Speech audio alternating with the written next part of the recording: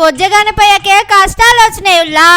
పతేడు హుస్సేన్ సాగర్ లా విగ్రహాలు వేస్తారు, కానీ ఈ ఏడాది వేయొద్దని అందరూ కోర్టుకు పోయిండ్రట.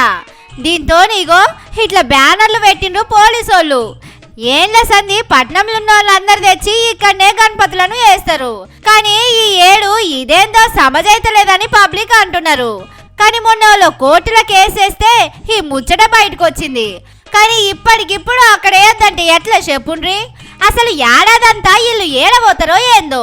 కరెక్ట్ పండుగ నాడే వచ్చి కోర్టులా కేసేస్తారు. దీల పండుగకు అదే కదా, ఇప్పుడు అదే కదా. పతంగుల పండుగకు కూడా అట్లనే చేస్తారు. మొదలు చెప్తే ఏరే కాడ నీళ్ళ రేవు చూసుకుంటారు, కానీ టైం మీద చెప్తే బొజ్జ కనిపేయాలను ఎక్కడ నిమజ్జనం చేస్తారు చెప్పుండ్రి?